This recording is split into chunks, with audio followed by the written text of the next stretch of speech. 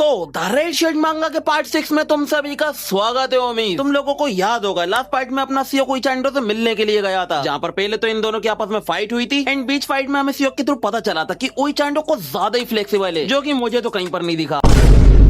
I mean, fight से था, fight से। खैर हमने देखा था कि फाइट के बाद उइचांडो अपने सियोक की साइड आ जाता है बिकॉज उसको अपनी गैंग पसंद नहीं और वो चाहता है कि सियोक उसको खत्म कर दे एंड उइचांडो भी उन्हीं के बीच में रहकर सियोक की हेल्प करता रहेगा एंड इसीलिए उइचांडो ने सियोक को सेल फोन भी दे दिए थे जो कि ट्रैकर का भी काम करते हैं, बट वो इस टाइम पर सिर्फ दो ही लोगों को ट्रैक कर सकते हैं, एक है अपना अकाजा और दूसरा है काय एंड इसीलिए फिर सियोक सबसे पहले इन दोनों को ढूंढने के लिए निकल जाता है। और तो उसी पार्ट के लास्ट में हमने हमारे प्यारे स्नेक को भी खो दिया था। प्यारा स्नेक इसलिए बिकॉज गर्दन कटने से पहले तक तो वो मेरे लिए बिल्कुल एक नॉर्मल बंदा ही था, बट जैसे जैसे हमें उसके बारे में पता चलता गया मेरी नजरों में इसके लिए रिस्पेक्ट और भी ज्यादा बढ़ गई एंड मुझे रियलाइज हुआ कि ये वो बंदा नहीं है जो मरना डिजर्व करता है, बट वो हरामखोर और का उसको ही मार देता, वो भी गर्दन अलग करके। एंड जब ये बात बोंगो उनको पता चली थी वो बेचारा तो बिल्कुल टूट ही गया था बिकॉज उसने अपना एक छोटा भाई जो खो दिया था, इसलिए ही डिसाइडेड कि भले कुछ भी हो जाए वो अपने छोटे भाई का रिवेंज लेकर रहेगा। और तो उसने लास्ट में एक कॉल भी छोड़ा था और वो कॉल क्या था वो हमें आज पता चलेगा। अभी हम आते हैं काय और अकाजा पर, और अकाजा इस वक्त नाक कर आया होता है, क्यों? बिकॉज लास्ट वाले पार्ट में उसने एक का चीर रन करा था। खैर अभी हम देखते हैं कि काय किसी से कॉल पर बात कर रहा होता और वो है अपने चाइना टाउन की बेटी शायोलिन। देखो मैं इस पे कोई कमेंट नहीं करने वाला बिकॉज मैंने अपनी वाली पहले सिलेक्ट करके रखी है and she is 100 time better than her. इसे तुम लोग देख लेना, इसे मैंने तुम लोगों पर छोड़ दिया। तो अभी शायोलिन काय से बोल रही होते काय तूने क्या कर दिया, तेरे वजह से बोंगबोन ने अपना नेक्स्ट मूव चल दिया है। काय आज क्यों भाई ऐसा क्या हो गया? देन वो इसे बताती है कि तेरे अगली फ्रेंड की वजह से स्नेक मारा गया है, जो कि अब एक बहुत बड़ी प्रॉब्लम बन चुकी है। एंड अब जाकर काय को समझ में आता है कि शायोलिन किसकी बात कर रही है। काय से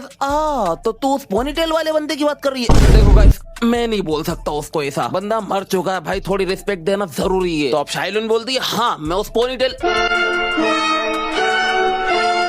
स्नेक। अब एलियन से बताती है कि स्नेक वो बंदा था जिसने बोंगवन की बिखरी हुई टीम को रीयूनाइट कराने में एक बहुत बड़ा की रोल किया था एंड अगर वो ना होता तो बोंगवन के पास कभी इतने लोंडे होते ही नहीं, यानी कि वो बोंगवन के लिए बहुत इंपॉर्टेंट था। एंड उसके मरने की वजह से बोंगवन ने अक्रॉस द कंट्री एक कॉल भेज दिया है कि जो कोई भी स्नेक को जानता है वो उनकी साइड आ जाए, जिसका मतलब ये लोग बहुत बड़ी प्रॉब्लम में पड़ने वाले हैं। और ये बात काय को अब जाकर समझ में आती कि उनसे कितनी बड़ी गलती हो गई है। अभी वो शाइलिन को बाद में कॉल करूंगा बोलकर कॉल काट देता है एंड खुद से ही बोलता है कि साले ढाई मैंने तुझसे बोला था हद में रहियो, फिर भी तूने उस जानवर को छोड़ दिया। और भाई अकाजा उसे ये सारी बातें घंटा समझ में नहीं आ रही हैं। लुक एट हिज फेस, भाई क्या है ये बंदा अपना फेस कभी भी चेंज कर लेता, गिरगिड़े गई है। Look at his baby cute face. नहीं मतलब अगर ऐसा बंदा किसी को टपका भी देगा ना तो इस पर तो शक बिल्कुल नहीं आने वाला इसका फेस देखकर। खैर अभी हम आते हैं काय पर, जिसको इस वक्त काफी टेंशन हो रही होती है। वो जल्दी से डेड फेट्स को कॉल मिलाकर उसको बता देता है कि सिचुएशन कॉम्प्लिकेटेड हो चुकी है। देन इसके बाद हम आते हैं स्नेक के फ्यूनरल पर, जिसने इस वक्त अपनी वो हैंडी केप स्टिक जो भी उसको बोलते हैं अपने लोंडे पे फेंक कर दे मारी होती है एंड लग रहा था वो जाकर स्नेक के सामने झुक जाता है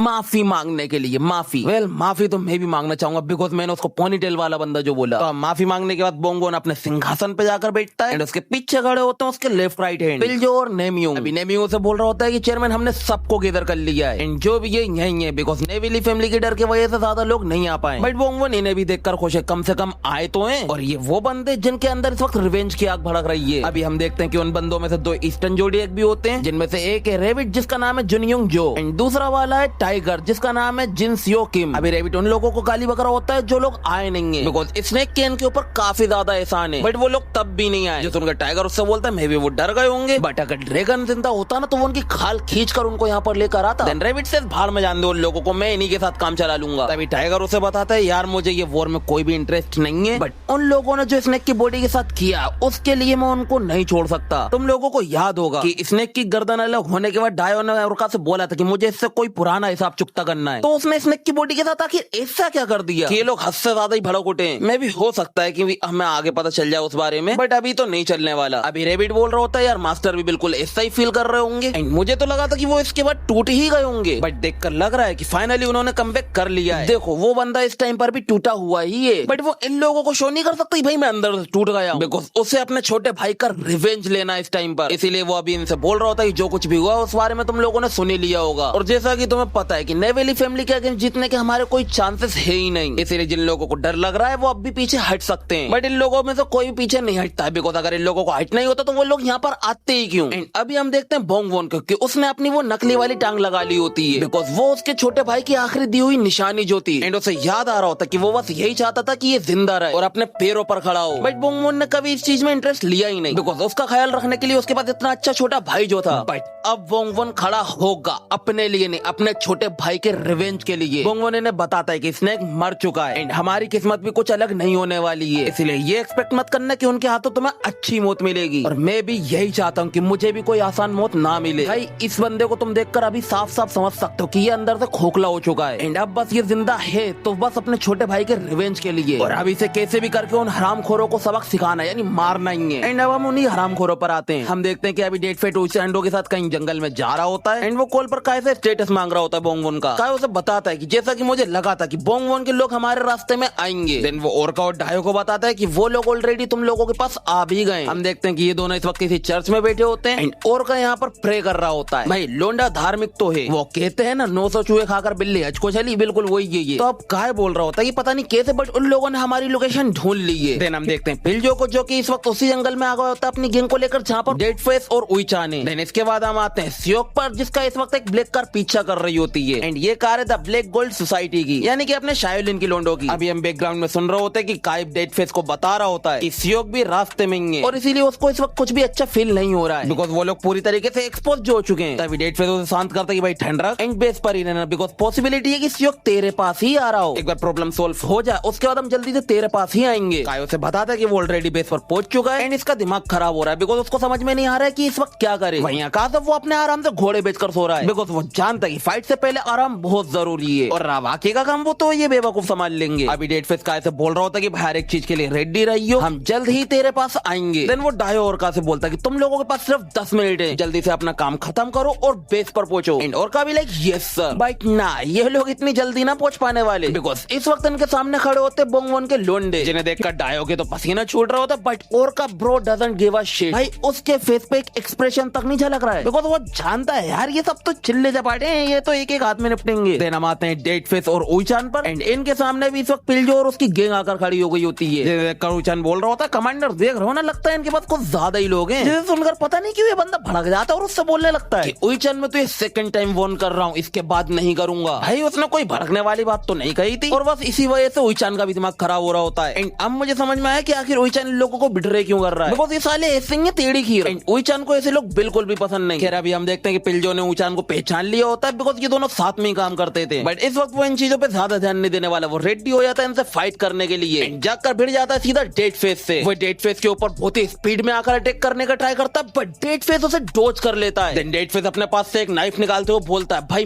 मानना पड़ेगा कि तेरे अंदर गट्स तो है। एंड क्या बैड पैनल देखने को मिलता है यार, भाई लोंडा क्या ही ओरा फार्मिंग कर रहा है, लाइक जैसे मेन कैरेक्टर यही हो। तो अब इसके बाद हम आते हैं डायो और ओरका पर, जो कि इस वक्त लोंडो को काट पीट रहे होते हैं। काट पीट इसलिए बिकॉज डायो चाकुओं से काट रहा है और ओरका अपने पंचेस से इन्हें पीट रहा है। वेल ओरका इस वक्त हैंड टू हैंड फाइट इसलिए कर रहा है बिकॉज वो चर्च में वेपन लेकर नहीं आया है, और यही वजह है कि डायो उसके ऊपर भड़क रहा होता है साले तेरा दिमाग खराब हो गया, चर्च में वेपन लेकर क्यों नहीं आया। देखो भाई लोंडा इसलिए लेकर नहीं आया बिकॉज वो बंदा धार्मिक है and also he doesn't need any weapon because he is born with weapons.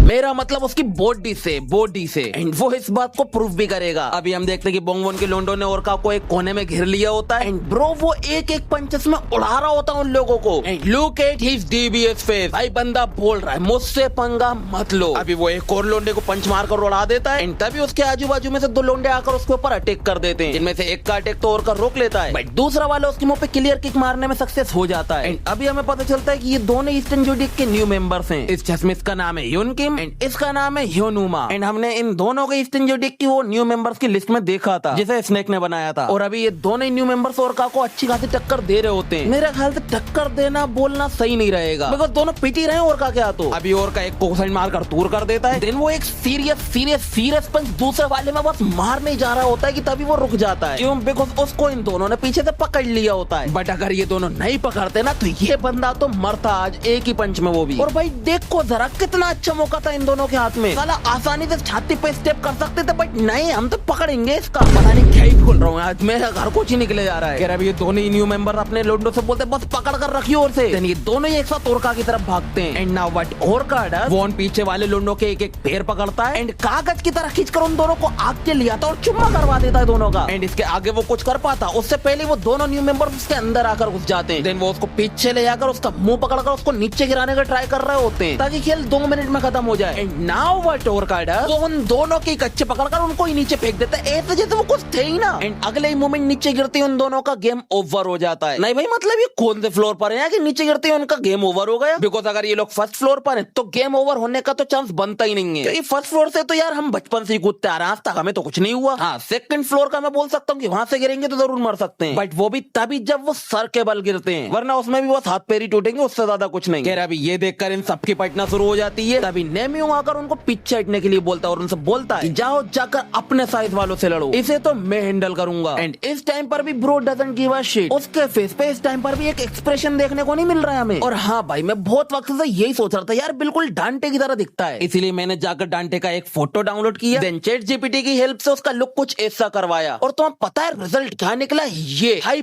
पूरा बंदा डांटे की ही कॉपी है और साला नाम भी डांटे इसका। एंड अगर मैं डांटे का फेस थोड़ा सा और स्ट्रेच करवा देता हूँ ना तो दोनों में कोई फर्क भी नजर नहीं आएगा। देखो गाइस डांटे मेरा one of the favourite character है, बट ये नहीं, इसीलिए मैं हरामखोर को बस और का ही बोलूंगा। फिर इसके बाद हम आते हैं ओई चांद पर, जिसने बोन के आधे लोंडो को निपटा दिया होता है। एंड लोंडा के ऊपर एक स्क्रैच तक नहीं आया है, बल्कि वो तो इनसे बोल रहा होता बेटा तुम्हारे आधे लोंडे तो निपट चुके हैं, अब तुम्हारी बारी, तुम आगे नहीं आओगे क्या? और वैसे क्या बस इतने ही थे, बाकी के लोंडे कहाँ हैं? अब ये मत कहना कि तुम यहाँ पर अकेले आए थे, बिकॉज बच्चों ये खतरनाक हो सकता है। एंड इसका इतना कहते ही रेबिट पेड़ पे से जंप कर इसकी गर्दन दबोच लेता है। ओई-चान खुद को छुड़ाने के लिए उसके ऊपर स्टेप करने का ट्राई तो करता है, बट रेबिट उसका हाथ भी पकड़ लेता है एंड उसे बोलता है बेटा रुक जा, हम तुझे मारना नहीं चाहते। और बस ये सुन नहीं था कि इसका और दिमाग खराब हो जाता कि बेटा क्या क्या तू मुझे मारेगा? ओई-चान भी लाइक बेटा जिस स्कूल में तुम पढ़ते थे ना उसका प्रिंसिपल भी आकर हमें एक जॉब दिया करता था और वो जॉब क्या थी अभी तुझे बताता हूँ। बस इतना ही था कि वो रेबिट को अपने ऊपर से नीचे गिराता और उसके जमीन टच करने से पहले ही उसका मुंडा अलग। देन अगले सेकंड टाइगर गुस्से में अपना पंच लेकर उसके मुख के सामने आ जाता है। देखो हमने सियोक से सुना था कि ये बंदा काफी फ्लेक्सिबल है एंड ये किसी भी मोमेंट में एडजस्ट हो जाता है एंड वही चीज अभी हम देखने वाले हैं। टाइगर का पंच इसके फेस के बहुत ज्यादा क्लोज होने के बाद भी ये बंदा अपनी फ्लेक्सिबिलिटी का यूज कर बहुत ही स्पीड में उसके पंच को डोज कर लेता है एंड उसका हाथ पकड़कर हाथ ही तोड़ देता है। देन वो उसके पैर में लात मारकर उसको नीचे गिराता और नीचे गिरने से पहले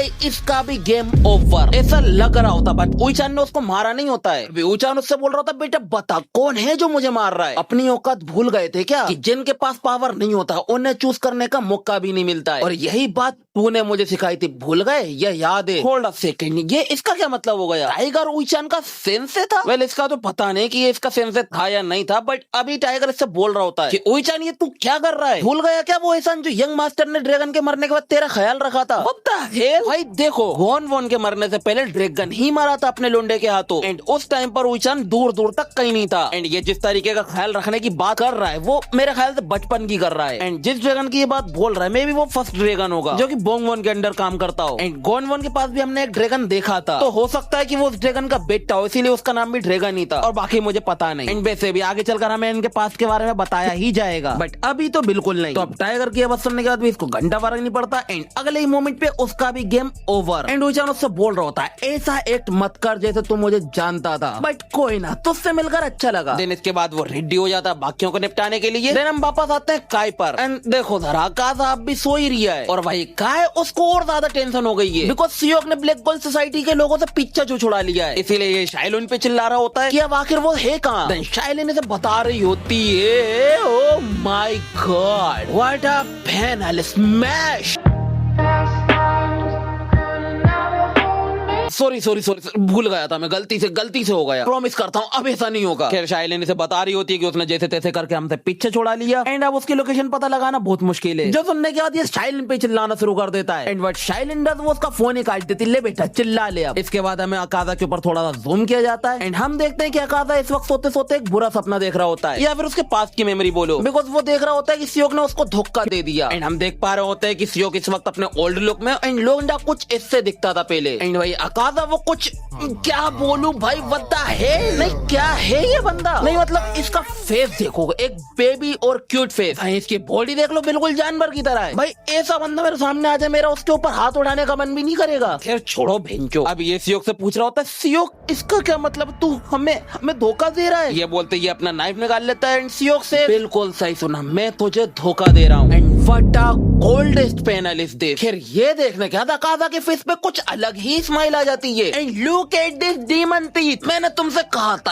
था ये अकाजा ही है, पर तुम लोगों की मेरी मान ही नहीं रहते। लो देख लो, हो गया कि ये अकाजा ही है जो रीइंकार्नेटेड होकर आ रहा है। अभी ये स्माइल करते हुए बोल रहा होता, फाइनली मैं तुझसे मिलूंगा सियोक, एंड आई होप कि तू बिल्कुल भी चेंज ना हुआ हो, बिकॉज असली मजा तो तभी आएगा जब मैं तेरा वो एटीट्यूड तोड़ूंगा। और बस अब हम देखते हैं कि इन सभी की फाइटों का सेटअप हो चुका है कि नेमियुंग भिड़ेगा ओरका से, बिल जो भिड़ेगा डेड फेस से, एंड भाई अपना सियोक आ रहा है अकाजा के लिए। एंड ये बात अकाजा को ऑलरेडी मालूम है, इसीलिए वो इतना शांत होकर लेटा हुआ है। और वहीं कहा है वो बेचारा मरे जा रहा है टेंशन के मारे कि अब सियोक कहाँ जा रहा होगा। देखो गाइस, जहाँ तक मुझे लग रहा है कि अपन लोग अकाजा को बेवकूफ समझ रहे हैं, बट वो है नहीं, वो बस लोगों को दिखाता है कि वो बेवकूफ है, बिल्कुल मासूम टाइप का। खैर तो इसके बाद हम आते हैं बोंगवॉन पर, जहाँ पर उसका लंडा उसे बता रहा होता है कि पिलजो और नेमियुंग ने फर्स्ट अटैक कर दिया है। जो सुनने के बाद बोंगवॉन से बहुत अच्छे, अब सब कुछ उन्हीं पर डिपेंड है। एंड अब हमें इसके थ्रू पता चलता है कि पिलजो और नेमियुंग कितने स्ट्रॉन्ग है। बोंगवॉन बोल रहा होता है कि अगर सियोक के बाद कोरिया के स्ट्रॉन्गेस्ट किलर कोई है तो वो है नेमियुंग और पिलजो। एंड अब वही देखने हम आते हैं कि ये जो बोल रहा है वो सच है, बस ऐसे ही फेंक रहा है। अभी हम आते हैं डेड फेस और पिलजो पर, और ये दोनों ही पेड़ों के बीच में अभी भाग रहे होते हैं। तभी पिलजो अपना एक सिग्नेचर वेपन यूज करके बहुत ही तगड़ी स्पीड दिखाकर डेड फेस के ऊपर एक किक थ्रो करता है, बट डेड फेस पे पीछे की ओर बेंड होकर बच जाता है। जो देखकर पिलजो भी थोड़ा सा शॉक्ड होने लगता है कि भाई ये बंदा के मुझसे थोड़ा ज्यादा फास्ट है। तभी डेड फेस उसके ऊपर अपने नाइफ से अटैक कर देता है एंड पिलजो उसको अपने सिग्नेचर वेपन से डिफ्लेक्ट कर देता है। इसके बाद पिलजो अपनी नी डेड फेस के फेस पे मारने का ट्राई करता है, बट डेड फेस अपने रिफ्लेक्स दिखाकर उसको भी ब्लॉक कर लेता है। बट पिलजो भी यहाँ पर कुछ कम नहीं, वो भी अपने रिफ्लेक्स दिखाता है एंड उसी मोमेंट पर उसके ऊपर एक कार्टवेल किक थ्रू करता है, बट डेड फेस इसे भी डॉज कर लेता है। जो देखने के बाद पिलजो को खुद पर शक होने लगता है कि भाई कोई मुझसे स्पीड में कैसे आगे निकल सकता है। बट देन ही रियलाइज कि भाई उसको बुढ़ापा आ गया है एंड अब वो वैसे मूव नहीं कर सकता जैसे वो अपने प्राइम डेज में किया करता था। इसीलिए ही डिसाइड किया अब जो कुछ भी उसके अंदर है वो सब कुछ ही लगा देगा इससे पहले कि इसका स्टेमिना खत्म हो। इसीलिए वो अपनी पूरी स्पीड दिखाकर डेड फेस के ऊपर एक और बार अटैक करने का ट्राई करता है, बट डेड फेस ही डॉज्ड अगेन। एंड अब क्या होगा वो हम बाद में जानेंगे। अभी हम आते हैं नेमियुंग और ओरका पर। अभी ओरका नेमियुंग के ऊपर एक पंच थ्रो करने का ट्राई करता है, बट नेमियुंग उसे डॉज कर उसके रिब्स में मुक्का घुसा देता है। और तो नेमियुंग ने इस वक्त अपने हाथों में ब्रास नकल्स पहने हुए हैं, भाई तब भी इस हरामखोर को घंटा फर्क नहीं पड़ता है। भाई उसके फेस का एक एक्सप्रेशन तक चेंज नहीं हुआ है। Bro what kind of endurance is this. अभी ओरका फिर से नेमियुंग के ऊपर पंच करने का ट्राई करता है, नेमियुंग इसे भी डॉज करके इस बार उसके मुंह पे मुक्का दे मारता है एंड इस पंच से बंदा बस हल्का सा स्लाइड होता है, बस हल्का सा, और तो उसके मुंह से बस थोड़ा सा खून निकल गया है।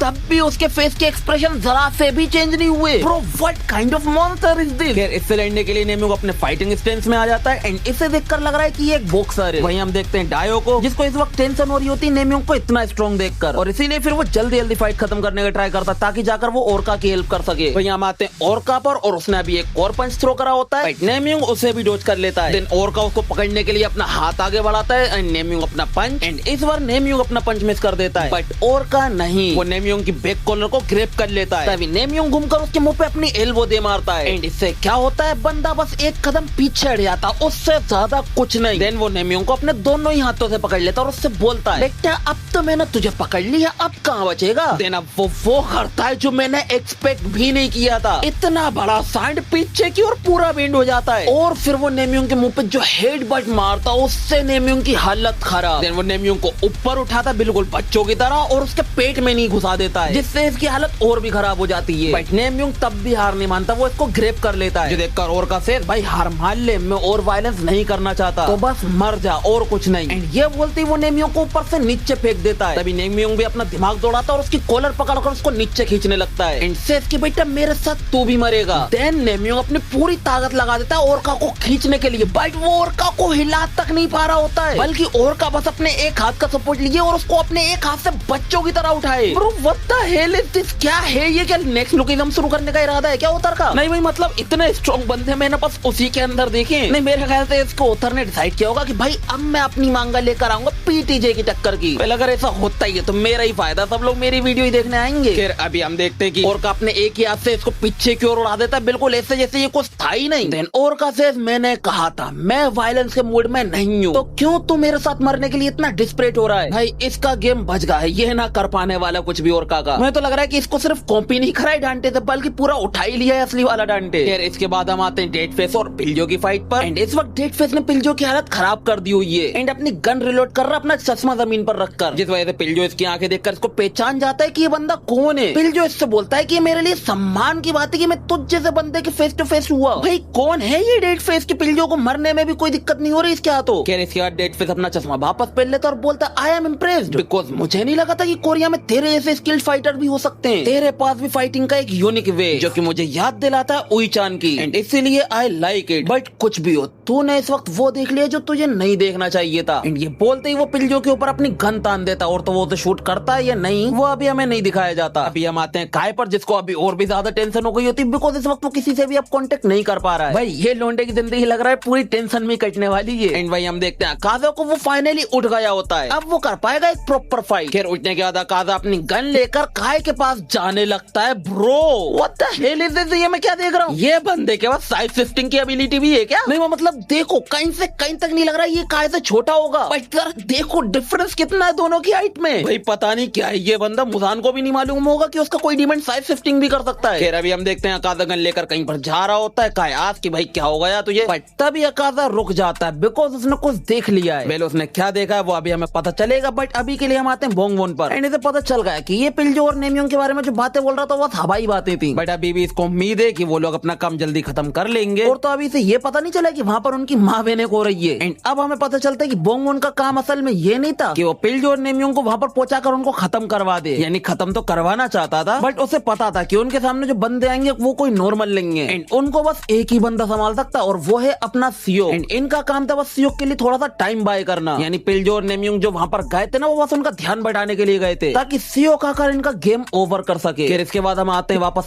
काज़ा पर। एंड इस वक्त उसके फेस पे एक अलग ही चमक होती है बिकॉज उसके सामने खड़ा उसका पुराना दोस्त सियो, और वो यहाँ पर अपने साथ लाया अपनी गन को, यानी कि अब आर या पार। भाई बैकग्राउंड में बोंगवोन बोल रहा होता है कि अब सब कुछ तेरे ऊपर है सियो, एंड ये मेरे लिए एक शर्म की बात है कि मैं फिर से तेरे ऊपर रिलाय हो गया हूँ। और बस यहीं पर ये पार्ट खत्म हो जाता अगर मैंने ये ना देखा होता कि चैप्टर 19 भी अनलॉक हो गया आज, यानी कि आज तुम्हारा भाई पूरे 4 चैप्टर कवर करेगा। एंड सच बताऊं भाई मुझे भी आज ये चैप्टर कवर करने में बहुत मजा आ रहा है, एंड मुझे उम्मीद है कि जितना मजा मुझे कवर करने में आ रहा है उससे कहीं ज्यादा मजा तुम्हें सुनने में आ रहा होगा। तो चलो आओ देखते हैं बिना टाइम वेस्ट किए चैप्टर नंबर 19 को, जो कि शुरू होता है कोरिया की पहाड़ियों की वादियों से। एंड हम देखते हैं कि चांदनी रात में कोई है जो मेरा वेट कर रही है। भाई अब मुझे कंफ्यूजन हो रही है कि मुझे कैसे सिलेक्ट करना चाहिए। लाइक वो है क्यूटी एंड ये है बेडी, और अब जब इतनी कंफ्यूजन हो ही रही है तो एक काम करते हैं यार, दोनों को ही उठा लेते हैं। एंड अभी मेरे दिमाग के अंदर आया इसका लुक देखकर कि भाई ये बंदी तो बिल्कुल सोलो लेवलिंग अराइज की इजलाफ राइट की कॉपी है। लाइक तुम खुद ही देख लो यार, कोई फर्क नहीं है इनके लुक में, बस थोड़ा सा साइज डिफरेंट है। यार अभी हम देखते हैं कि बेडी चांदनी रात में अकेले नहीं आई होती है, उसके साथ ये बुढ़ा भी होता है जो कि साला खुद ही खा जा रहा है और उससे बोल रहा है कि हम यहाँ पर टाइम वेस्ट नहीं कर सकते। और अभी मेरा ध्यान गया इसके लोगो पर, या लोकेट जो भी उसको बोलो, ये किसी चर्च की नन है क्या? फिर वो तो पता नहीं, बट अभी हम देखते हैं कि ये दोनों यहाँ पर अकेले नहीं आए बल्कि इनके साथ इनकी पूरी टीम है।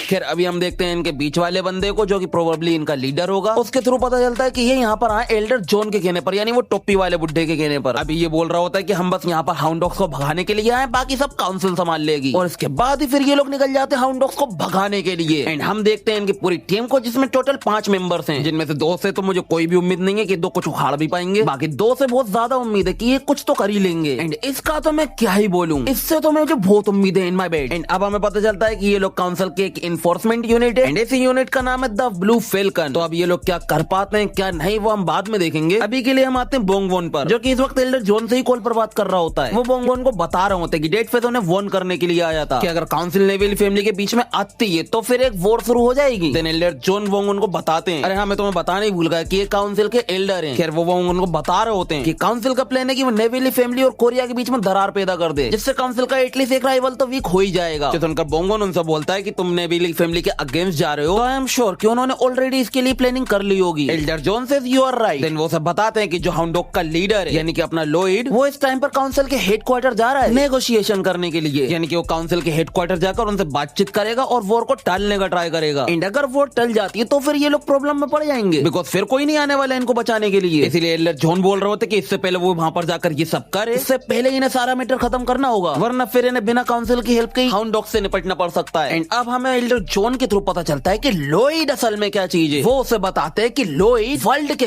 One of the 8 deadliest killers में से एक है, एंड इसका असली नाम है इवान कार्डिफ। वो तो मैं बोलता हूँ उसको लॉयड, बिकॉज भाई देखो जरा कोई फर्क है इसमें और लॉयड में। वेल इसे छोड़ो, इसका मतलब इसके अलावा भी वर्ल्ड के 7 डेडलीस्ट किलर और हैं, एंड हम उन सब की इमेज पीछे देख पा रहे हैं। भाई अब तो मैं पक्का कह सकता हूँ कि इस मानवा का ऑथर लुकिज्म से कंपेयर करने वाला है, बिकॉज इसके साइड कैरेक्टर्स ही इतने स्ट्रॉन्ग है, तो वो कितने स्ट्रॉन्ग हो सकते हैं। भाई अभी एल्डर जॉन बोल रहे होते हैं कि जिस गैंग को लॉयड लीड करता है वो गैंग ही इतनी स्ट्रॉन्ग है कि वो 8 डेडलीस्ट किलर्स के राइवल बन सकते हैं। ना भाई मैं नहीं मानने वाला, बिकॉज वो वर्ल्ड के डेडलीस्ट किलर्स हैं एंड ये बस कंट्री के। तो फर्क तुम देख रहे हो ना, साफ समझ में आ रहा है, जमीन आसमान का अंतर है इनमें और उनमें। और तो एल्डर जॉन ये भी बोल रहे होते हैं कि इसकी जो हाउंड डॉग है उन्हें वर्ल्ड की सबसे खतरनाक टीम भी माना जाता है। हाँ हो सकती है, बट वो 8 डेडलीस्ट किलर्स के अगेंस्ट नहीं। अभी एल्डर जॉन की बात सुनने के बाद बोंगवन उनसे बोल रहा होता है देयर इज नो डाउट कि वो लोग कैपेबल किलर है, बट हमारे पास भी सियोक है। लेट्स गो, बन गई हमारे लोंडे की सबसे तगड़ी हाई। अभी हम आते हैं सियोक पर ही, जो कि इस टाइम पर अकादा और काय के सामने खड़ा होता है, जिसे यहाँ पर देखकर काय को समझ में आ जाता है कि उईचान ने उन्हें बिट्रे कर दिया है, बिकॉज सियोक को उनकी एग्जैक्ट लोकेशन का मालूम था। तभी अकादा उससे बोलता है काय तू पीछे रहना, बिकॉज तू फाइट में अच्छा नहीं है, इससे तो मैं फाइट करूंगा। देन काय अकादा के कंधे पे हाथ रखकर बोलता है अकादा उसको उसकी नानी याद दिला देना। एंड अकादा भी लाइक तू टेंशन ना ले, ये मुझ पे छोड़ दे। इसके बाद हमें सियोक के थ्रू इनका थोड़ा सा पास्ट के बारे में पता चलता है। हम आते हैं 9 साल पहले के सीन पर, जहाँ पर हम देखते हैं कि दोनों ही गन्स बना रहे होते हैं, तो मोस्ट प्रोबेबली ये किसी गन फैक्ट्री के अंदर काम कर रहे होंगे। और तो सियोक के थ्रू हमें पता चलता है कि दोनों ही बचपन से साथ पले बड़े हुए हैं, लाइक खाना पीना सोना सब कुछ एक साथ ही हुआ करता था, यानी कि एक तरीके से काफी क्लोज फ्रेंड थे। एंड हम इन्हें एक पैनल में ट्रेनिंग करते हुए देख पा रहे हैं, बट उनके पीछे मुझे 1-2 हाथ और दिख रहे हैं। एंड जिस तरीके का बैकग्राउंड है वो देखकर मुझे लग रहा है कि मे बी इन लोगों को यहाँ पर असेसन बनाने की ट्रेनिंग दी जा रही हो। तो बस इनका पास बस यहीं तक दिखाया जाता है हमें। एंड अपना सियोक मन में बोल रहा होता है कि अकादा तुझे एक नजर में देखकर पहचान गया हूँ कि तू बहुत ज्यादा स्ट्रॉन्ग बन गया है। देन हम वापस आते प्रेजेंट पर, सियोक अपना नाइफ निकाल रहा होता है, अकादा अपना। एंड अकादा सियोक से बोल रहा होता है अब हमें बातचीत करने की कोई जरूरत नहीं है, अब जो बात करेंगे वो है हमारे मुक्का लाते हैं। सियोक से सारे बिल्कुल, वैसे भी मैं काफी जल्दी में हूँ। इसके बाद हम देखते हैं काय को, जो कि डरपोकों की तरह जाकर छुप गया होता है। एंड उसको नहीं लगा था कि सियोक अचानक से सीधा उनके सामने आ जाएगा। देन हमें इसके थ्रू पता चलता है कि इनका जो बेस है वो पहाड़ों के बीच में कुछ ज्यादा ही अंदर को बना है, इसीलिए भले कितनी भी आवाजें क्यों ना आ जाए, बाहर से कोई भी रोक टोक करने वाला नहीं आने वाला। और तो बेचारा बस इसी उम्मीद में कि बहुत जल्दी उनकी टीम आकर उनको ज्वाइन कर लेगी। एंड इसके दिमाग में यही चल रहा था, ये सियोक को क्या लग रहा है वो हमें अकेला हैंडल कर लेगा। भाई तू चुपचाप एक कोने में बैठ, तू कुछ मत बोल, बिकॉज अभी हमें फाइट को एंजॉय करना है। हम देखते हैं सियोक ने अभी अकादा के ऊपर फायरिंग स्टार्ट कर दी होती है। एंड अकादा उन बुलेट्स को डॉज करता हुआ एक कोने का कवर ले लेता है। देन ये छछुंदर भी कोने में से फायरिंग करने का ट्राई करता है सियोक के ऊपर। सियोक उसकी बुलेट्स को डॉज करता है एंड जंप कर उसके ऊपर एक 2 राउंड फायर करता है, जिनमें से एक उसको लग भी जाता है और वो सीधा उसके कंधे को चीरता हुआ निकल जाता है। भाई मैंने बोला था इस छछुंदर से कि तू एक कोने में जाकर बैठ, बट ये साला छछुंदर नहीं माना, अब भुगत लिया। भाई लिटरली ये बंदा ना फाइटिंग में अच्छा है क्योंकि अकादा ने बोल दिया, ना फायरिंग में अच्छा है क्योंकि हमने देख लिया, तो साला ये गैंग में कर क्या रिया है।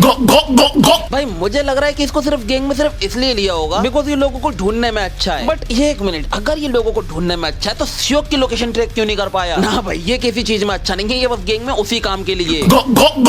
खैर अभी हम देखते हैं कि हमारा लोंडा खुले में खड़ा होकर गन रिलोड करते हुए उनसे बोल रहा होता है कि अगर सिर्फ यहाँ पर तुम ही लोग हो ना तो मैं फिर ऑल आउट जा पाऊंगा। भाई हम अकादा को देखते जो कि इतने वक्त से अपने रिवेंज के लिए फड़क रहा था, वो जाकर एक कोने में दुबक कर बैठा होता है। साले के पास गन होने के बाद भी बोल रहा है कि सियोक अपने गन के साथ बहुत ज्यादा डेडली हो गया है, इसलिए उसको हराने के लिए इसको क्लोज इन करना होगा, यानी कि उसके साथ हैंड टू हैंड कॉम्बैट करना चाहता है। और वही मुझे भी देखना है बिकॉज मैं यहाँ पर इनकी गन फाइट देखने के लिए नहीं आया हूँ। साला इतनी तगड़ी बॉडी होने के बाद गन फाइट कौन करता है? खैर इसीलिए अकादा अपनी गन अपने मुंह में रख लेता है, असली वाली। देन वो जो टेबल होती है वो उसको उठाकर सीधा सियोक के ऊपर फेंक देता है। भाई मैं तुम्हें बता दूं ये टेबल इतनी भारी होती है कि इसको उठाने के लिए कभी कभी 4 लोग भी लग जाते हैं, बट इसने इस टेबल को अकेले उठाया ही नहीं है बल्कि उठाकर फेंक दिया है। भाई मुझे इनकी कॉम्बैट फाइट देखना है। अभी अकादा ने जो टेबल फेंकी होती है वो उसी का कवर लेकर उसके पीछे सियोक के क्लोज इन करने का ट्राई कर रहा होता है, जो कि सियोक भी समझ जाता है और वो बस बंदा खड़े खड़े ही फायरिंग कर रहा है। लाइक वो कह रहा हो बेटा छुपने की जरूरत ना गीदड़ को पड़ती है, हम शेर हैं। खैर अभी अकादा उस टेबल का कवर छोड़ छोड़कर साइड में स्लाइड करता हुआ सियोक के ऊपर फायरिंग करने का ट्राई करता है, बट सियोक उसकी बुलेट्स को भी डॉज कर लेता है। देन वो उसी के टेबल को लात मारकर उसी के ऊपर फेंक देता है। एंड तभी अकाज़ा उस टेबल की हेल्प से जंप करता है और लात मारकर सियोक की गन फेंक देता है। देन वो सियोक के इतना पास आकर उसके ऊपर फायरिंग करने का ट्राई करता है एंड सियोक उससे भी डॉज कर लेता है। भाई क्या चल रहा है यार, वो बुलेट से डॉज करने के बाद सियोक अपने नाइफ से अकाज़ा को काटने का ट्राई करता है, बट अकाज़ा उससे पीछे की ओर बेंड होकर बच जाता है। देन वो अगेन सियोक के ऊपर फायरिंग करने का ट्राई करता है एंड तभी सियोक उसका हाथ पकड़कर ऊपर की ओर कर देता है, जिससे फायरिंग ऊपर की ओर होती है। देन सियोक इसके ऊपर नाइफ से अटैक करता है एंड इन दोनों के बीच में काफी अच्छा क्लैश होता है, बट अकाज़ा फिर भी मौके का फायदा उठाकर उसके ऊपर फिर से फायरिंग करने का ट्राई करता है एंड सियोक अगेन उसका हाथ पकड़कर ऊपर कर देता है, जिससे उसको बुलेट नहीं लगती है। बट इस बीच वो अकाज़ा का हाथ पकड़ने के चक्कर में अकाज़ा का हाथ भी काट देता है, यानी कि उसकी नस काट देता है, जो देखकर अकाज़ा की आंखें पड़ जाती हैं बिकॉज़ अब उसके लेने के देने पड़ने वाले हैं। इसलिए वो जल्दी से अपनी गन रिलोड करके फिर से उसके ऊपर फायरिंग करने का ट्राई करता है एंड इस बार सियोक उसका हाथ नीचे की ओर करके फिर से बच जाता है, बट तभी अकाज़ा उसके पेट में लात मारकर उसको दूर कर देता है और उसके ऊपर फिर से फायरिंग करने का ट्राई करता है, बट इस टाइम पर फायरिंग होती ही नहीं है बिकॉज़ एमोस खत्म हो गई है। इसीलिए अकाज़ा थोड़ा सा खुद की फ्लेक्सिबिलिटी दिखाते हुए जल्दी से सियोक से खुद को दूर कर लेता है एंड अब वो अपने हाथ को देख रहा होता है कि साले ने मेरा हाथ काट दिया। तभी सियोक अकाज़ा के अप्रोच करता हुआ बोलता है कि हम दोनों को ही पता है कि ये तेरी स्पेशलिटी नहीं है, तो अपना नाइफ उठा और मर्दों की तरह फाइट कर। जो सुनते अकाज़ा भी लाइक अरे यही तो मुझे चाहिए था। तो ये था इस चैप्टर का लास्ट पैनल। हम इन दोनों का एक तगड़ा वाला फेस ऑफ देखते हैं और यहीं से चैप्टर खत्म। एंड गाइस मैं तुम्हें एक बात बताना चाहता हूँ कि ये जो चैप्टर था ना, ये मैंने पढ़ा नहीं है, बस मैं बिना पढ़े कवर कर रहा था, पढ़ता जा रहा था, कवर करता जा रहा था, पढ़ता जा रहा था और कवर करता जा रहा था एंड तब भी मैंने इसको बहुत जल्दी कवर कर लिया है। खैर तो ये पार्ट यहीं पर खत्म होता है। अब आगे क्या होगा वो मुझे नहीं पता। देखो मैं आगे भी कवर करना चाहता था बट मैं कवर नहीं कर सकता बिकॉज अगर मैंने कवर करा तो वेबटून कॉपीराइट स्ट्राइक दे देगा मुझे, बिकॉज आगे के जो चैप्टर हैं वो लोग हैं, उनको पढ़ने के लिए भी पैसे देना पड़ते हैं एंड हर फ्राइडे को फ्री में अनलॉक होते हैं, तब जाकर आप उन्हें कवर कर यूट्यूब पे डाल सकते हो। एंड मैंने देखा था कि जो थर्ड पार्टी वेबसाइट है उनके ऊपर रेड शेड के पूरे 40 चैप्टर्स हैं एंड वेबटून पर अभी बस 35 आए। इसलिए अगर तुम सोच रहे हो कि मैं वहां से जाकर कवर कर दूं तो नहीं कर सकता, बिकॉज वेबटून ने साफ कह दिया अगर आप इस मांगवा को कहीं से भी कवर करने का ट्राई करते हो देन यू आर फिनिश्ड। तो बस आज के लिए इतना ही था। उम्मीद मैं तुमसे मिलता हूँ सीधा नेक्स्ट वीडियो में और वो वीडियो होने वाली है they will return to high school. तो तब तक के लिए गुड बाय, सायोनारा।